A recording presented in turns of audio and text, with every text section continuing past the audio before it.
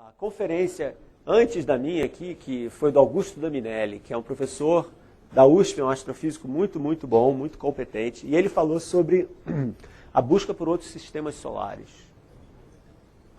Ou seja, a questão dos ETs, né? Por incrível que pareça, não é só em Hollywood que tem ET ou que as pessoas pensam em ET.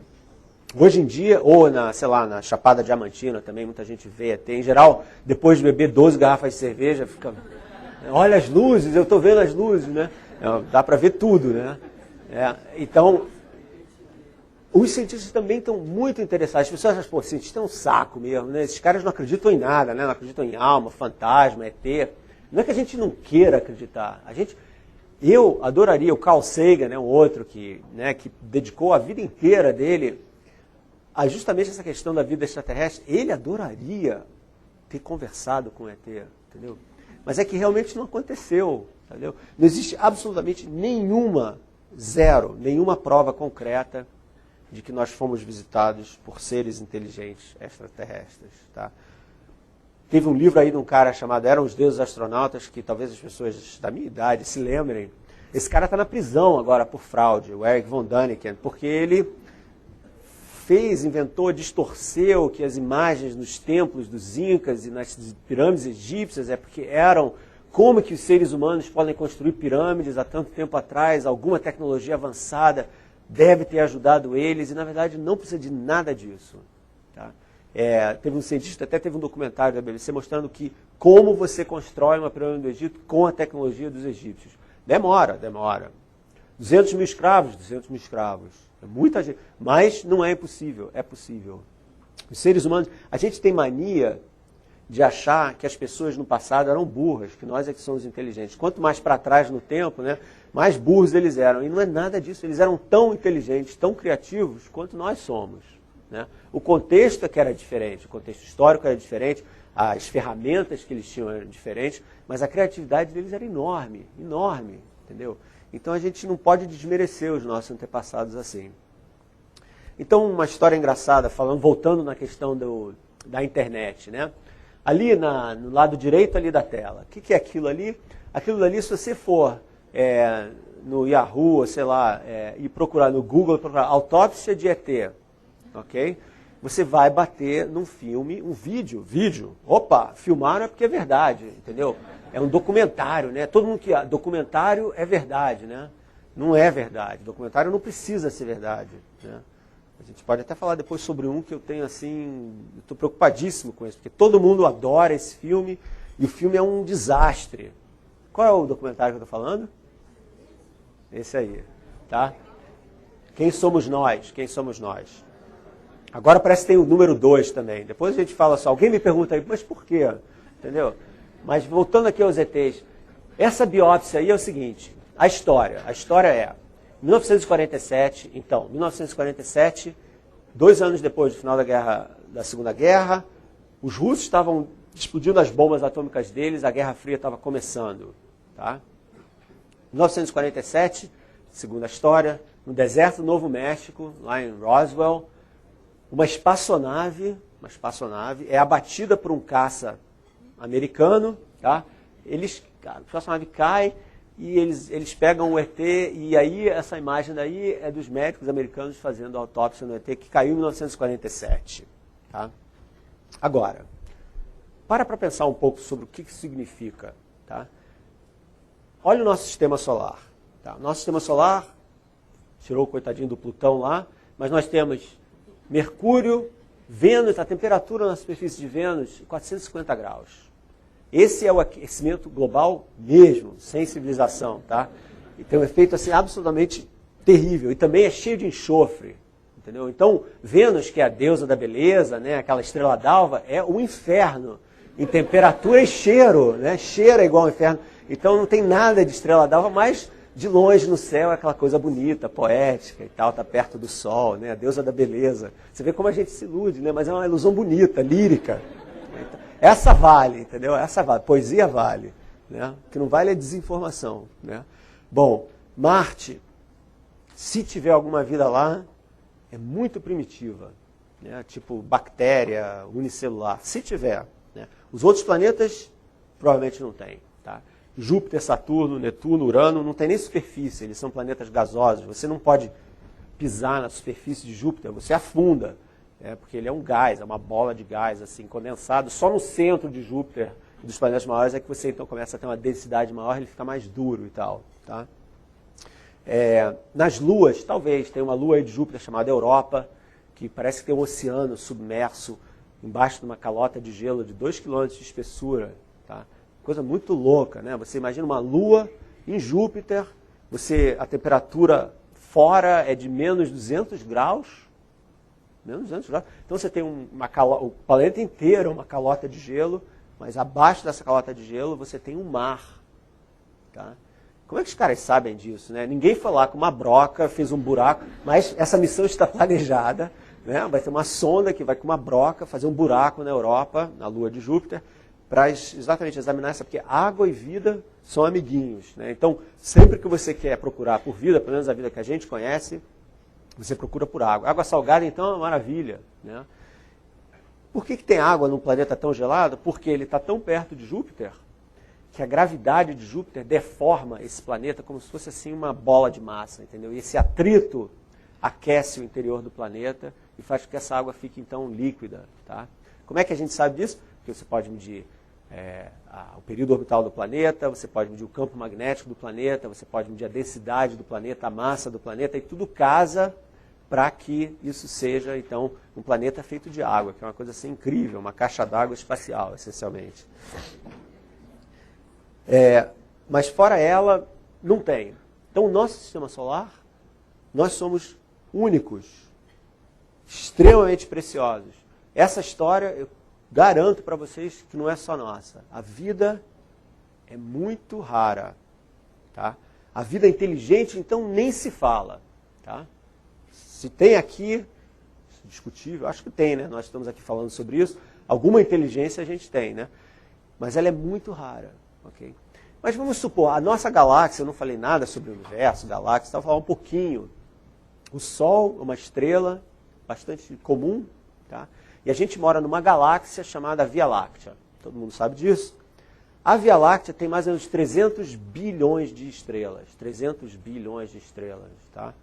É a população inteira dos... Não, que isso. 300 bilhões de estrelas são qual a população do mundo? 6 bilhões. Então são 50 vezes mais do que a população do mundo, tá? É uma estrela. Cada estrela, a gente agora sabe disso, vocês estiveram aqui na palestra do Augusto, da Minelli, no dia 23, a maioria das estrelas tem planetas girando em torno delas. Que é uma coisa que a gente há 10 anos não sabia. Isso é uma novidade. A gente achava, né? Porque por que o Sol tem que ser tão especial assim? O Sol não é. Então, as estrelas têm planetas. Então, isso significa que na Via Láctea tem trilhões e trilhões de planetas. E luas, né? A gente tem 8 planetas do Sistema Solar, tem mais de 60 luas no planeta solar. Então, não é só em planeta, tem lua também que pode ter vida. Ou seja, na Via Láctea, a gente tem potencialmente uns 100 trilhões de planetoides, planetas, luas, girando em torno de estrelas. O que é 100 trilhões? 100 trilhões é o número de grãos de areia na praia de Copacabana. Tá? 4 quilômetros de extensão, 50 quilômetros, mais ou menos. Tá? Então você pega um punhado de areia, assim, quando você for à praia, você imagina que cada um desses grãozinhos é um planeta que está aí na nossa galáxia. Tá? Então tem planeta e lua beça. Okay? O problema, então você fala, poxa, com tanto planeta, né, é mole ter vida. Mais ou menos, né? Por quê? Porque para você ter vida, pelo menos a vida que a gente conheça, você tem que estar não muito perto nem muito longe da estrela, porque você quer ter água líquida, você tem que ter a composição química com carbono, tá? Nenhum outro elemento químico pode gerar as ligações químicas que geram as moléculas orgânicas aí das quais nós todos somos feitos. Silício pode, mas não funciona tão bem, então o carbono é que é responsável por isso tudo. E, fora isso, na questão das visitas, né, são as distâncias. Tá? A estrela mais próxima da gente está a 4 anos-luz e meio daqui. Então, significa que se você viajar à velocidade da luz, vai demorar 4 anos e meio para você chegar nessa estrela, Alfa Centauri. Tá? O que é a velocidade da luz? 300 mil quilômetros por segundo. O que é 300 mil quilômetros por segundo? Você pisca o olho, a luz dá 7 voltas e meia em torno da Terra. Tá? Então imagina quantas piscadas de olho você vai ter que dar para viajar 4 anos e meio, entendeu? E esse negócio está indo para chegar lá. Ou seja, com a tecnologia que a gente tem hoje em dia, se a gente fosse, vamos fazer uma expedição interestelar, tá? Para Alpha Centauri. A gente ia ter que inventar um jeito de congelar os seres humanos, né? Que não dá certo, porque infelizmente a água quando congela expande. Então quando você congela um ser humano, as células, a gente é 65% de água, né? Elas explodem. Então você destrói completamente. Não dá para ressuscitar um ser humano congelado, vai embora. Tá? Tem 1000 macetes de criogenia e tal, que são uma enrolação tremenda. Lá em San Diego tem um instituto que você pode ir e ser congelado e tal, pagando uma nota, entendeu? Para se um dia descobrirem a cura dessa doença, você ser descongelado e descobrirem como te descongelar com vida também. Né? Isso dali está na linha, assim, fonte número 3, que você não consegue ver nem com, entendeu? Mas os caras fazem, porque a gente quer viver, né? Essa aqui é a questão. Então, essa civilização inteligente que, vamos dizer, vamos só assim, está 20 anos-luz daqui, pertíssimo, 20 anos-luz. Quando a gente olha para o céu, não aqui, bom, aqui, se sair para o campo, até talvez dê umas fazendas e tal, a gente vê mais ou menos 3.000 estrelas, a olho nu. Tá? 3.000 estrelas, 100 trilhões, 300 bilhões... Não é nada, essa é a nossa região aqui, a nossa casa, a nossa vizinhança cósmica. Essas estrelas estão a 20, 15, 50, 100 anos-luz de distância. Tá? Então, para você ir de lá, a luz que sai dessas estrelas está viajando esse tempo todo para chegar até aqui.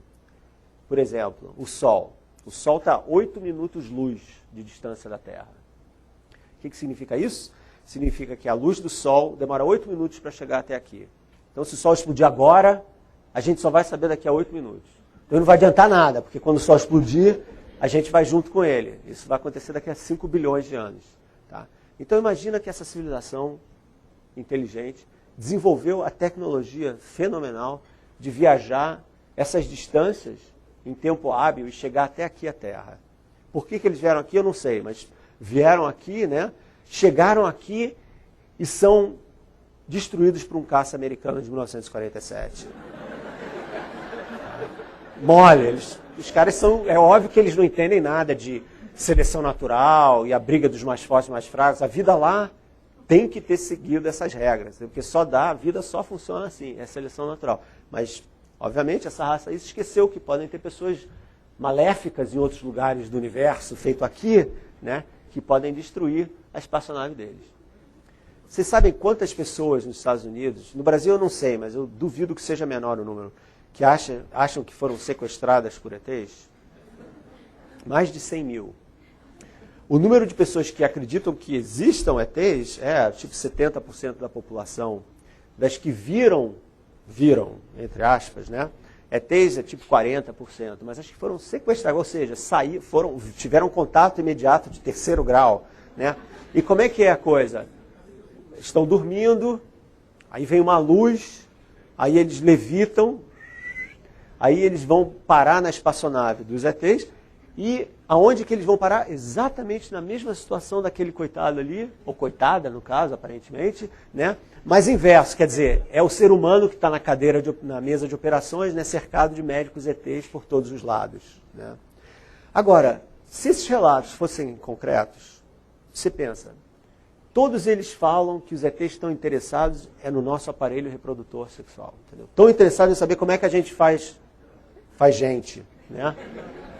Então, 100 mil pessoas foram sequestradas, 100 mil pessoas foram sujeitas, né, a essas experiências, e os ETs que desenvolveram essa tecnologia, capaz de viajar 30 anos-luz, chegaram até aqui e ainda não entenderam, depois 100 mil vezes, como é que a gente funciona. Entendeu? É assim, absurdo, né? Mas, então quando você começa a refletir um pouquinho sobre essas coisas, você começa a entender que a história não é bem assim, entendeu? É muito mais complicado. E agora, esse é o ano, 1957, foi quando o Sputnik, né, foi lançado. Sputnik em russo quer dizer companheiro de viagem. Então são 50 anos de corrida espacial. Né?